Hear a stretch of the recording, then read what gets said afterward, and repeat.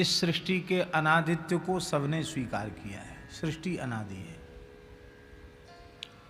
सबसे पहली सृष्टि कब बनी, इसका निर्णय किसी ग्रंथ में नहीं है।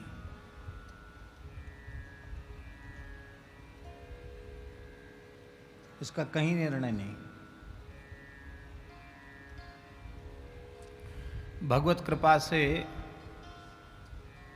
गुरुजनों की कृपा से दास ने अब तक जो कुछ ग्रंथों को देखा है, सुना है, कई पुराण, महाभारत, स्कंद पुराण, पद्म पुराण, ब्रह्मवैवर्त पुराण, लिंग पुराण, विष्णु पुराण, इन अनेक पुराणों के मूल पारायण किए। इस समय भविष्य पुराण का पारायण चल रहा है।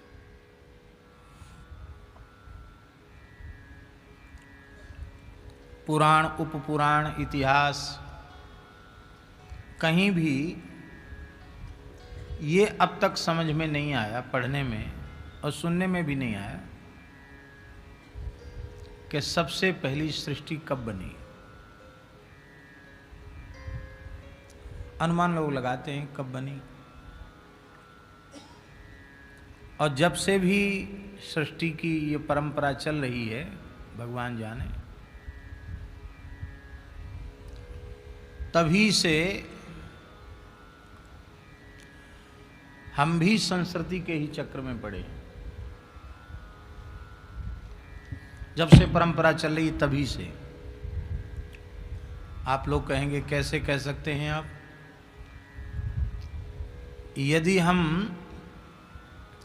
कृतार्थ हो गए होते, मुक्त हो गए होते, अपने चरम लक्ष्य को हमने प्राप्त कर लिया होता, तो हमारा वर्तमान जन्म ही न होता। हमारा वर्तमान जन्म यह प्रमाणित कर रहा है कि जब कभी से सृष्टि की अनादि परंपरा जब से भी चल रही है,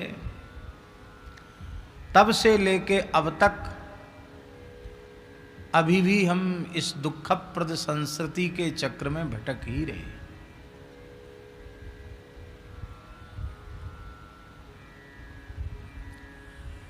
कितने करोड़ों युग, कितने कल्प, कितना समय बीत गया, कोई ठिकाना नहीं। और इसी भटकन में पड़े हुए हैं। और अधिक दुर्भाग्य की बात यह है कि अब छूटने की व्याकुलता भी चित्त में नहीं है।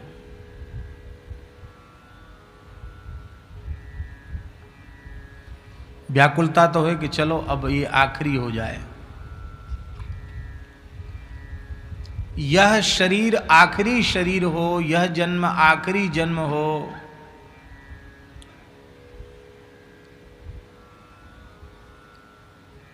इसका कोई संकल्प भी हमारे मन में नहीं हो रहा है। और संकल्प भी होता तो केवल यहाँ से बोलने का, क्योंकि ऐसा संकल्प जब भीतर से हो जाएगा तो फिर से हम संस्कृति के चक्कर में न पड़ें। यह शरीर अंतिम शरीर हो, यह जन्म अंतिम जन्म हो। जीवन बनना चाहिए वैसा जीवन हमारा बन जाए, लेकिन दूर दूर तक, कोसों तक ऐसे जीवन की गंध तक नहीं।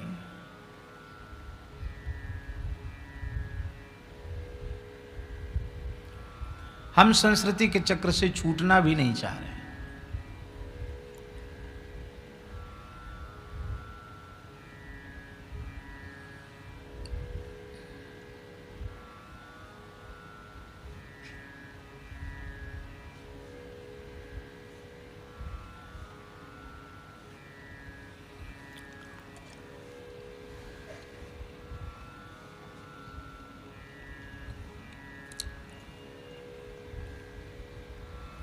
और ये परंपरा कब तक चलती रहेगी?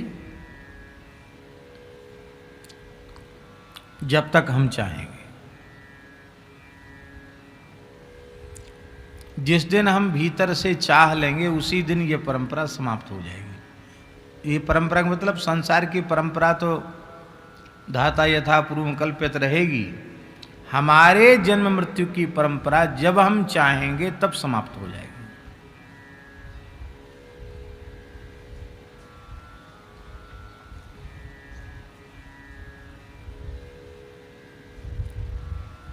सारे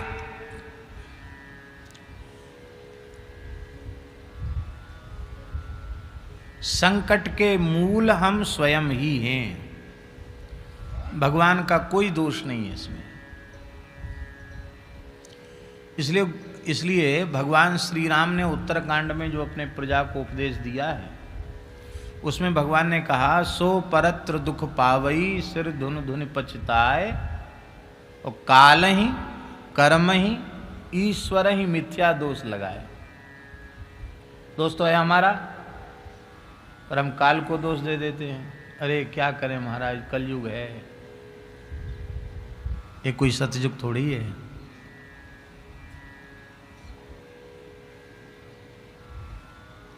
कभी काल को दोष, कभी कर्म को दोष, और किसी पे न बने। क्या करें, हमारे कर्म को दोष बने, क्या करें, हमारा प्रारब्ध कर्म ही ऐसा है। ले साहब,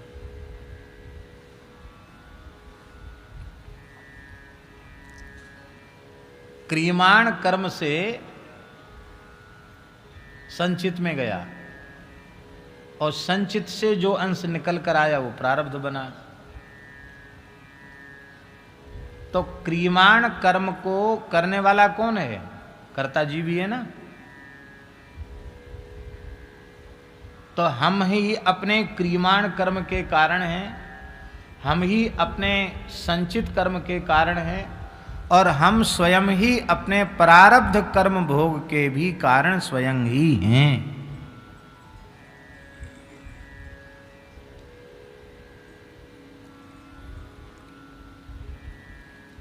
आज भी, अभी भी ये संभव है कि हम कर्म बंधन से मुक्त हो जाएं, ईमानदारी से भगवान की शरण हो जाएं,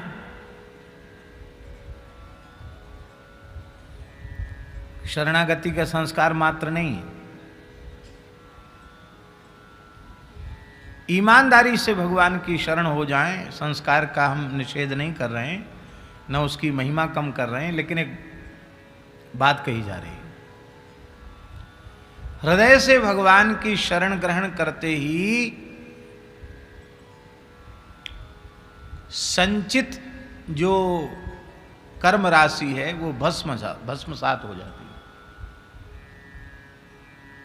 संचित कर्म राशि भगवत शरणागत होते ही समाप्त हो जाती है।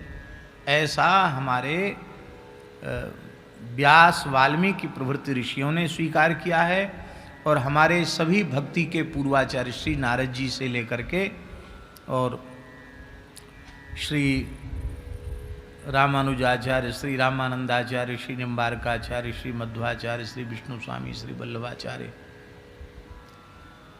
प्रभृति सभी आचार्यों ने स्वीकार किया है। भगवत शरणागत होते ही अनंत जन्म की संचित पाप राशि भस्म हो जाती है। मलुकदास जी ने एक पद में कहा है अपनी सदुक्कड़ी भाषा में, पद नहीं गाएंगे, समय हो जाएगा। अब की लागी खेप हमारी बड़ा प्यारा पद है। उसमें उन्होंने कहा कि हम अपने संचित कर्मों का पुलिंदा बोझ सिर पे रख के राम जी के दरबार में गए, और इतना वजन था, कांप रहे थे एकदम। राम जी देख के उनको बड़ी दया आई। अरे भाई क्या बात है, ये क्या है?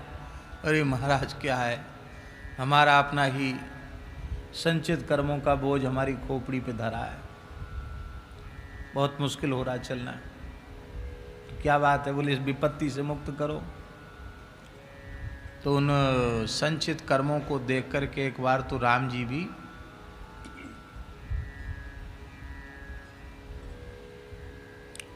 विचार में पड़ गए।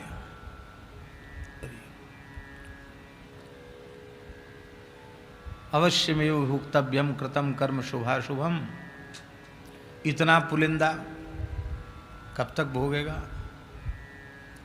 अंत में उन्होंने कहा कि अच्छा एक बात बताओ, तुम कुछ कहना चाहते हो? बोले हाँ कहना चाहते हो। क्या?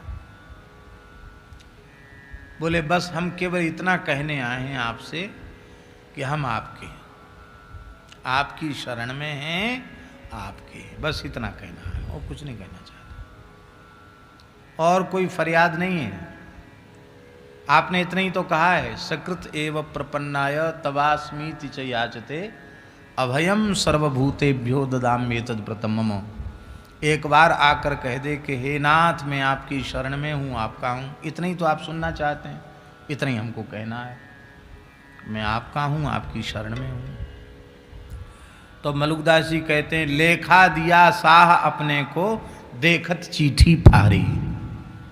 जैसी हमने दिया तो उन्होंने सब फाड़ करके कचड़े के ढेर में जला दिया, जा बेकार, हमें बोझ से मुक्त कर दिया, हमको निर्भर कर दिया। देखत चिट्ठी फाड़ी, सब फाड़ के फेंक दिया, खत्म कर दिया।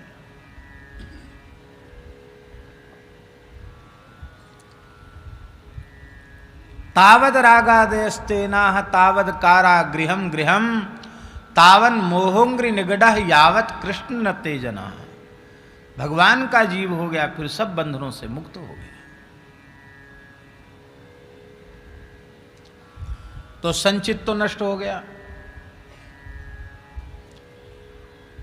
और अब शरणागत का क्रियमाण कैसा होना चाहिए ये तो संतों की रहनी से सीखो।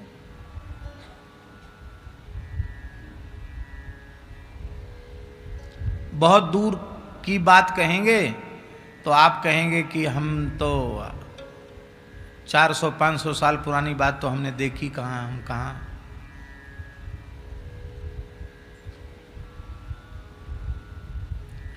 अरे इस युग में पंडित जी महाराज को देखा कि नहीं देखा? पंडित जी का दर्शन किया?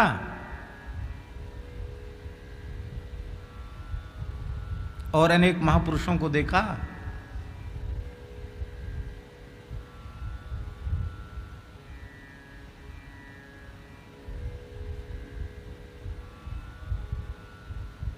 ऐसी रहनी होगी तो फिर क्रियमाण कर्म का बंधन नहीं होगा।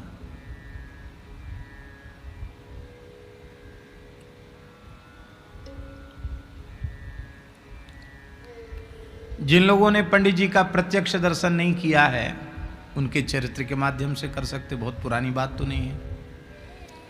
और परम श्रद्धेय स्वामी रामसुखदास जी महाराज का दर्शन तो किया। ऐसे जो संत हैं उनको क्रियमाण का बंधन कहाँ है? क्योंकि कामना युक्त होकर संकल्प पूर्वक निजी स्वार्थ के लिए स्वप्न में भी कोई क्रिया हो ही नहीं रही है। जो कुछ हो रहा है उनके पावन देह के द्वारा वह केवल जगत के कल्याण के लिए और भगवान की प्रसन्नता के लिए हो रहा है।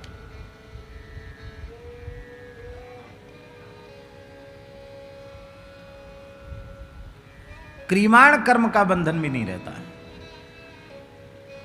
क्योंकि सब कुछ जो कुछ हो रहा है सब भगवान की प्रसन्नता के लिए किया। श्वास प्रश्वास भी चल रहे हैं तो अपने लिए हम नहीं जी रहे हैं। त्वयि धृता सवः त्वां विचिन्वते। प्राण भी अपने लिए धारण नहीं कर रखे। त्वयि धृता शिवा, तुम्हारे लिए प्राणों को धारण कर रखा है, हम अपने लिए नहीं जी रहे हैं, प्रियतम के लिए जी रहे हैं। हम उनके लिए जिएं, उनके लिए करें, और जो कुछ करें उसको समर्पित भी उन्हीं के चरणों में कर दें। अच्छा, जब सब कुछ भगवान की प्रसन्नता के लिए करेंगे,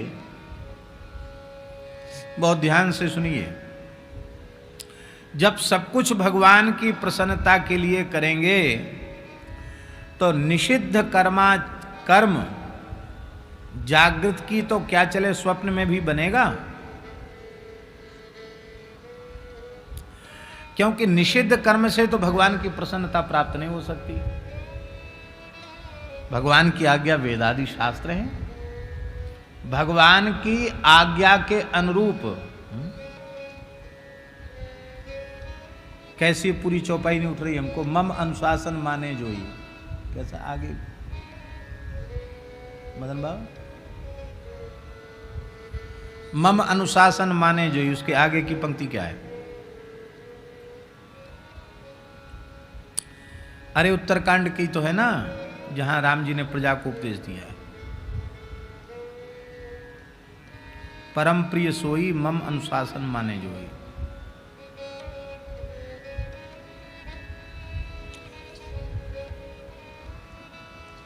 खूब हमको खूब ही, लेकिन इसमें स्मरण में नहीं आया। आशय उसका ये है, भगवान कहते हैं कि वही मेरा अत्यंत प्रिय है जो मेरे अनुशासन को माने।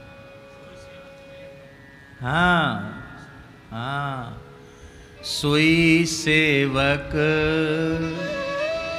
प्रियतम मम सोई,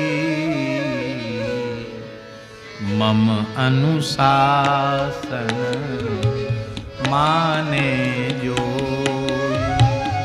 सोई सेवक प्रियतम मम सोई, मम अनुशासन माने जो। चलो, गुसाई जी ने तो बता दिया कम से कम।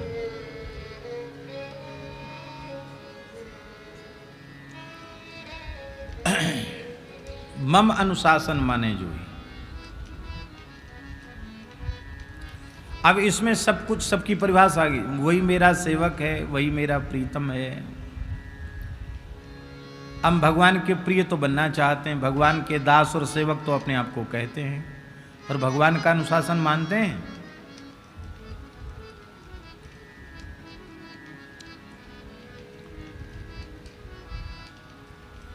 भगवान का अनुशासन नहीं मानते, मनमाना करते हैं।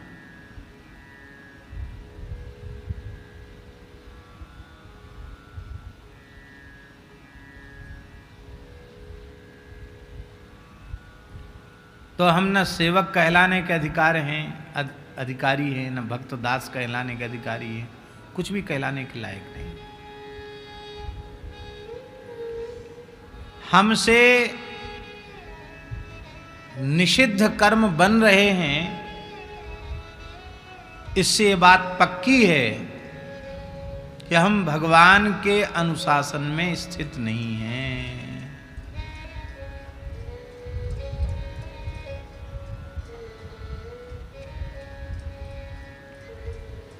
अरे प्रत्यक्ष परमात्मा हैं, संत सदगुरुदेव, उनकी बात भी मान पा रहे हैं क्या? बोलो।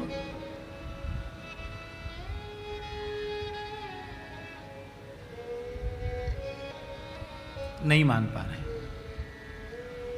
न शास्त्र को माने, न भगवान की बात को माने, न गुरुजी की बात को माने, न संतों की बात को माने, और फिर आशा लगाए बैठे हैं कि पूरे सप्तावरण भेद के सीधे हम गोलोक वैकुंठ साकेत जहां चाहेंगे वहां पहुंच जाएंगे। कहां पहुंचोगे भाई?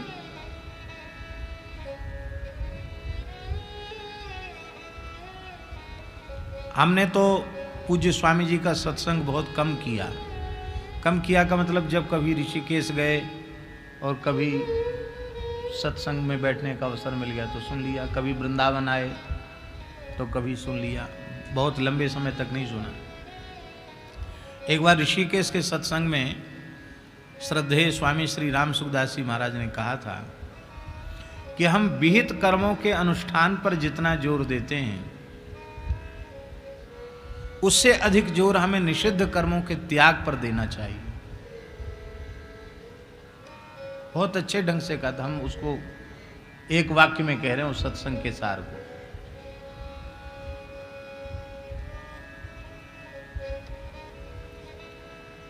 विहित कर्मानुष्ठान पर तो कई बार जोर दे देंगे, ऐसा कर लो, ऐसा कर लो, नवरात्रि आई तो ऐसा कर लो, एकादशी आई तो ऐसा कर लो, अमुक दिन में ये किया जाता है। लेकिन जितना ध्यान हमारा इस पर है उतना ध्यान निषिद्ध कर्मों के त्याग पर नहीं है। निषिद्ध कर्मों का त्याग करो। निषिद्ध कर्मों, स्वामी जी ने कहा था, निषिद्ध कर्मों के त्याग किए बिना विहित कर्मानुष्ठान भी फलदायी नहीं होता। तो जब हम ईमानदारी से हृदय से भगवत शरणागत हो जाएंगे तो हमारा क्रियमाण पवित्र हो जाएगा, क्योंकि फिर हम अपने लिए कुछ करेंगे ही नहीं।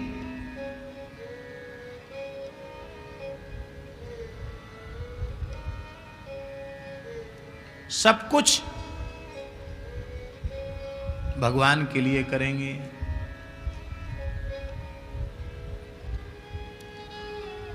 फिर कैसा जीवन हो जाएगा।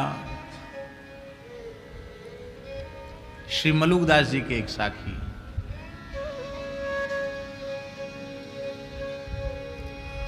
भगवान मलुकदास जी की निष्काम भक्ति से बड़े प्रसन्न हो गए। बोले हम बहुत प्रसन्न हैं, कुछ मांग लो।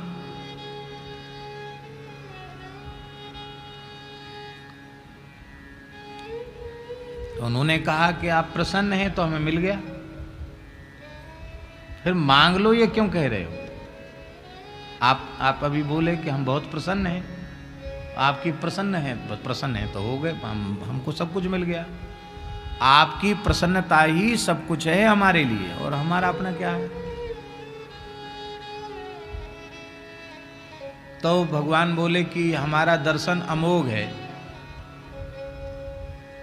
अमोघ माने व्यर्थ नहीं जा सकता। तुम कुछ मांग लोगे तो फिर वो सफल हो जाएगा दर्शन। प्रसन्न तो हम रहते ही हैं भक्तों पर, प्रसन्न तो हम है ही हैं, पर मेरा आना सफल हो जाए इसके लिए तुम कुछ मांग लो। राम जी कह रहे थे ले लो, वो कहते थे हमको कुछ चाहिए नहीं। हम क्या सोच दिमाग में नहीं रख क्या मांगे, आप प्रसन्न हो बस ठीक है। अंत में उन्होंने देखा कि स्वामी की आज्ञा का उल्लंघन करना भी ठीक नहीं है, इनकी इच्छा है तो मांग ही ली। तो बोले तो ठीक है, आपकी प्रसन्नता जब मांगने में ही तो मांग लेते हैं। संसार के जितने दुखी प्राणी हैं सब आपको प्राप्त करके सुखी हो जाए। कोई जीव ऐसा न रहे जो आपको प्राप्त न हो, सबको आप प्राप्त हो जाए, क्योंकि आपकी प्राप्ति के बिना जीव दुख रहित होंगे नहीं।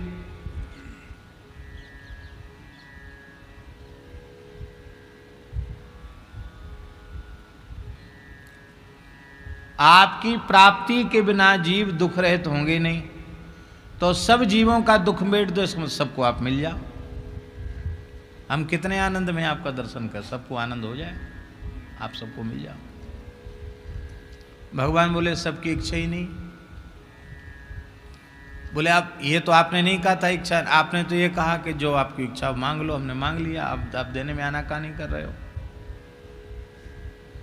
भगवान बोले आनाकानी बिल्कुल नहीं कर रहे हैं, पर लोगों ने जो ऊटपटांग कर्म किए हैं उनका फल कौन भोगेगा? भाई कर्म प्रधान विश्व रचि राखा, जो जस करई सो तसफल चाखा। तो वो हमारा सिद्धांत, वो हमारा बनाया कानून झूठा हो जाएगा, वो कैसे पूरा होगा?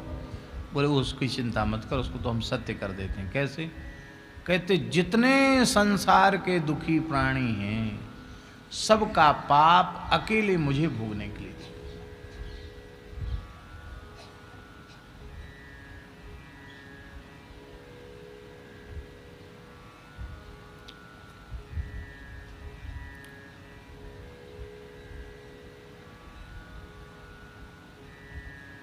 भगवान बोले अच्छा, पाप करे दुनिया के लोग और फल भोगे तुम्हारे जैसा निष्काम भक्त, ये तो हम कैसे सहन कर सकते हैं?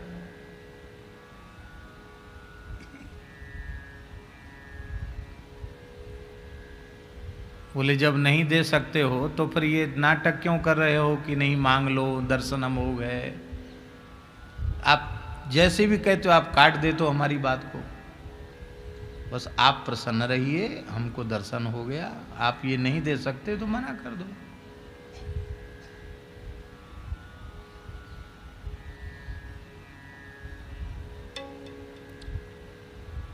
भगवान बोले चलो अब कुछ तो दे के जाना ही पड़ेगा। बोले तुम्हारे जैसे संत का दर्शन और उनके पवित्र चरित्र को, उनकी वाणी को जो पढ़ेंगे सुनेंगे वो दुख रहित हो जाएंगे। मलुकदास जी की साखी है, जे दुखिया संसार में खोवो तिनको दुख, दलिद्दर सौंप मलूक को लोगन दीजे सुख।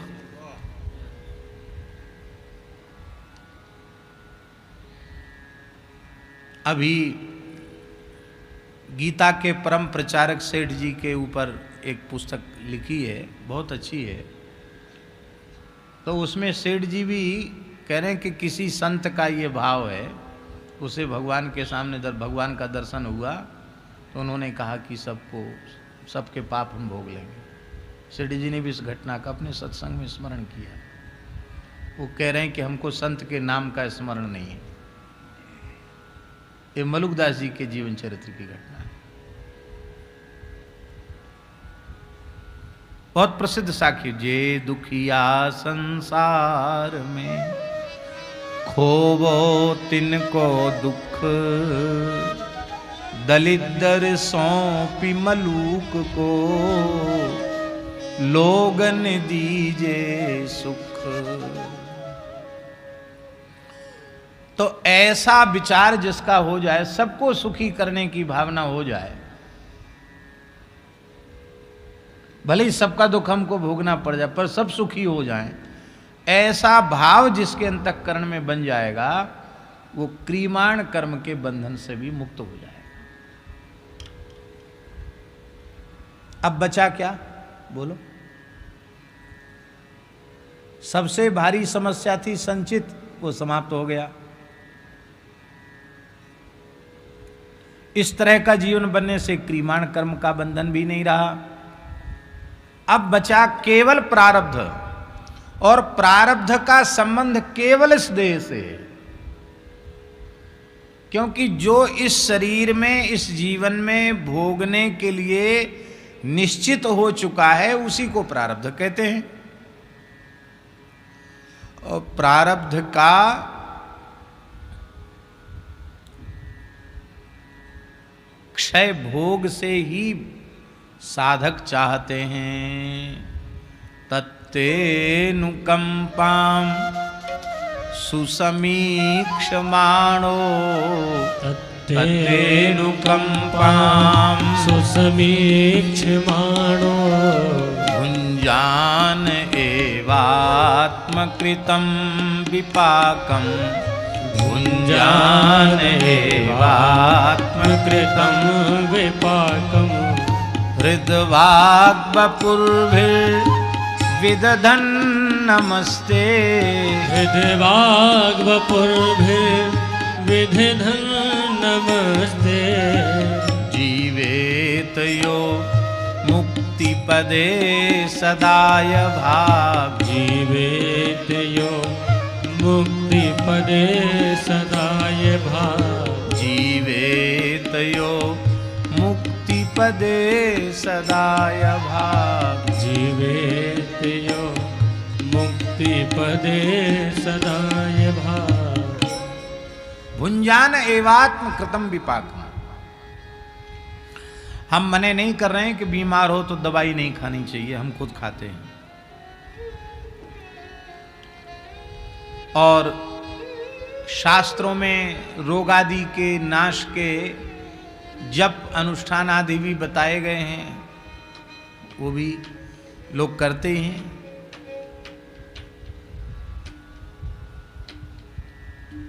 लेकिन हमारे जैसे लोगों की बात नहीं, जो श्रेष्ठ निष्काम भक्त होते हैं वे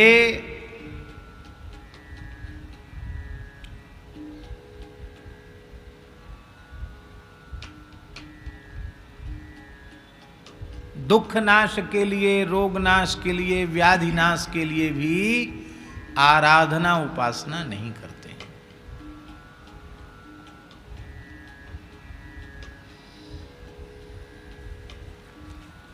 श्री जयदयाल गोविंद जी सेठ जी अस्वस्थ हुए, ज़्यादा बिगड़ गई तबीयत, तो लोगों ने विचार किया कि अच्छे त्रिकाल संध्योपासन करने वाले ब्राह्मणों को प्रार्थना की जाए, और लोगों में उनके प्रति बड़ी भावना भी थी, बड़ा उपकार था उनके द्वारा। तो कुछ महामृत्युंजय वगैरह का जप हो जाए, कुछ दान पुण्य हो जाए, पाठ पूजन हो जाए। सबको मन में अलग अलग भावना थी। कोई कहता था हम विष्णु सहस्रनाम करेंगे, कोई कहता गीता करेंगे। महापुरुषों के प्रति श्रद्धा तो होती ही है, ठीक रहने चाहिए। तो ये भनक सेठ जी को पड़ गई कि मुझे ठीक करने के लिए, स्वस्थ करने के लिए लोग अनुष्ठान करना चाहते हैं। तो उन्होंने कहा कि जो मेरे प्रियतम के विधान में अड़ंगा डाल रहे हैं वे मेरे प्रबल विरोधी हैं। मैं भगवान से कहूँगा कि उनकी प्रार्थना वे कभी स्वीकार न करें। हमारे प्रारब्ध को हमें भोगने की सामर्थ्य प्रदान करें, और हम बहुत प्रसन्न हैं। कितनी विलक्षण बात। हाहाकार मच जाता है जब शरीर में कोई बीमारी होती है तो, लेकिन कैसा धैर्य। कहते नहीं नहीं, हमारे शरीर के लिए कुछ नहीं, कुछ नहीं, कुछ मत करो।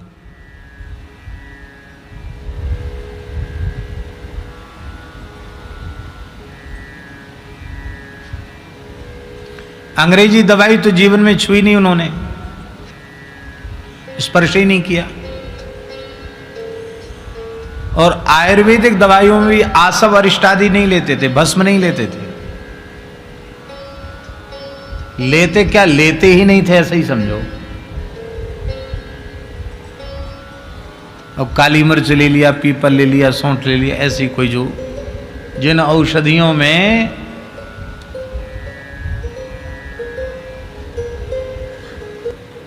किसी भी प्रकार की दूर तक कोई अशुद्धि की आशंका न हो, वो लोगों के संतोष के लिए ले लेते।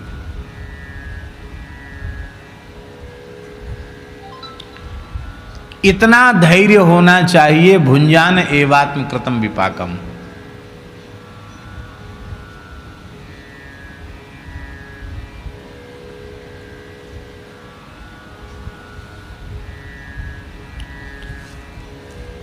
पूज्य श्री मास्टर बाबा ने, श्री रामदास जी महाराज ने एक घटना सुनाई थी दास को। उनके मुख से सुनी हुई बात हम सुना रहे हैं। यहाँ अड़ींग है, हाँ, अड़ींग के पास कोई कमल कुंड है, सरोवर है, वहाँ कमल के फूल होते थे। वहाँ एक महात्मा निवास करते थे, भजनानंदी संत थे, अहर्निश भजन करते थे, और उनके सेवा में एक उनका शिष्य था। शिष्य भी बहुत गुरुनिष्ठ था। बाबा कहते थे गुरुगत प्राण था वो, मतलब उसके प्राण भी गुरु जी में ही अटके थे, ऐसा शिष्य था। अहर्निश गुरु जी की सेवा करने वाला। और गुरु जी के गले में कंठमाल हो गया, ये सब फोड़े निकल आए। कंठमाल कहते बीमारी को, ऐसे इस गांठ गांठ हो जाती, पर वो पक पक करके फूटती है, बहुत कष्ट होता है। कंठमाल रोग, कंठमाल हो गया, असह्य वेदना। वो सब मवाद उससे झरे, और फिर भी गुरुजी अपनी मस्ती में भजन करते रहें।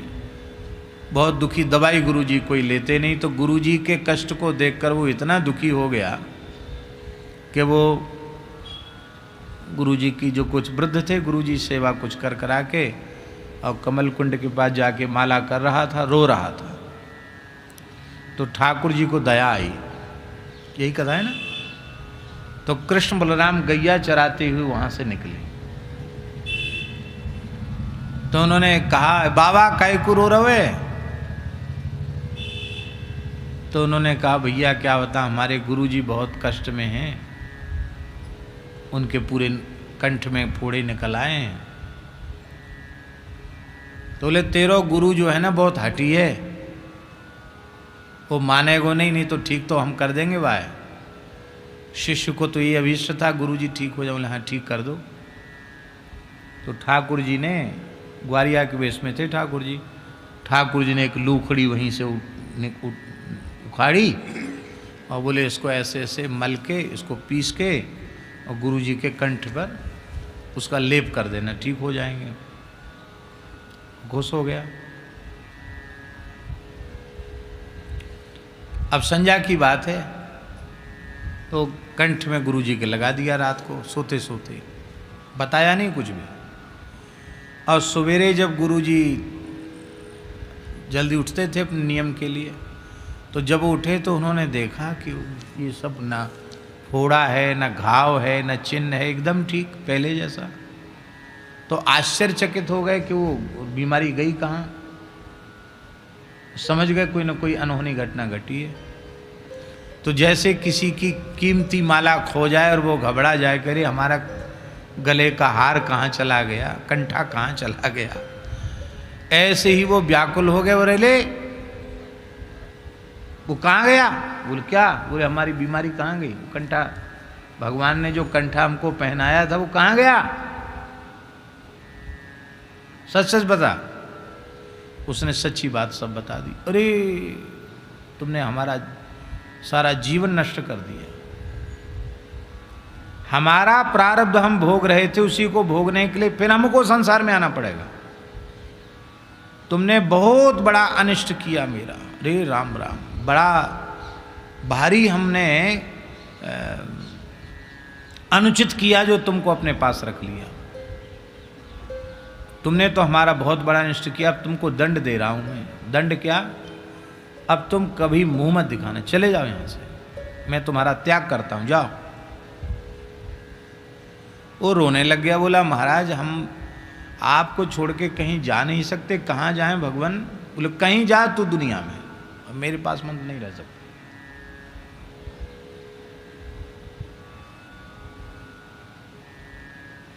मैं आपके बिना जी नहीं सकता, वो तो तेरी तू जाने। उसने कहा गलती हो गई, अब बताओ। बोले हमारी माला फिर से वापस ला के दो। हमारी माला जो भगवान ने हमको पहनाई थी उसे फिर से वापस ला के दो तो प्रायश्चित हो जाएगा, और नहीं ला सकते हो तो आना नहीं लौट के। अब बेचारा बहुत दुखी हो गए, तो अच्छी दवाई बताई, इससे अच्छा तो कम से कम सेवा ही कर रहे थे गुरु महाराज की। वो फिर बैठ गया, वो कमल कुंड पे जाके फिर रो रहा। तो ठाकुर जी फिर गैया चराते हुए निकले।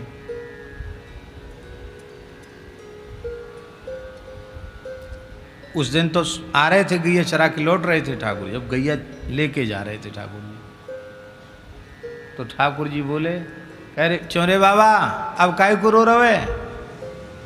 बोले गुरु जी बहुत नाराज हैं, कहते हमारी माला हमें वापस लाओ। मैंने तोते पहले ही कही कि तेरो गुरु बड़ो हठी है, वो मानेगो नहीं। अब बोल कहा चाहे? बोले भाई मैं यही चाहूँ कि हम गुरु जी के चरणों से अलग ना हो, हमको सेवा मिलती रहे अंतिम क्षण तक। हाँ तो ठीक है, लो लूखरी फिर ठाकुर जी ने उखाड़ी। बोले इसको ऐसे पीस पास के फिर लगा देना, फिर कंठा गले में फिर आ जाएगा। फिर आ गया गले में कंठा। ये घटना सुनाई है पूज्य श्री रामदास जी महाराज मास्टर बाबा की सुनाई घटना है, यहीं पास की घटना है, अड़ींग की। अब कितने साल पुरानी घटना ये मुझे ज्ञात नहीं है, लेकिन अड़ींग तो कोई बहुत दूर नहीं है।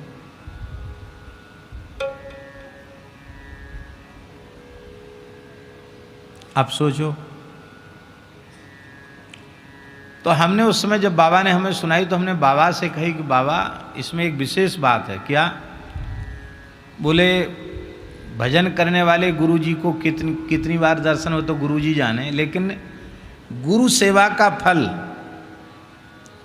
उस शिष्य को 2 बार दर्शन तो हो गए कि नहीं हुए? एक दिन पहले कृष्ण बलराम के दर्शन, दूसरे दिन फिर हो गए दर्शन। तो 24 घंटे के भीतर 2 बार भगवत साक्षात्कार हो गया। ये एक विशेष बात है। भगवत प्राप्ति उसको हो गई, भगवत साक्षात्कार हो गया। इस प्रकार से जीव चाहे तो इसी शरीर से संसार चक्र से छूट सकता है, कर्म बंधन से मुक्त हो सकता है, भगवत चरणारविंद की प्राप्ति कर सकता है, द्वारा संसार के चक्र में न आवे। ये सब कुछ हमारे आपके हाथ में ही है, संभव है।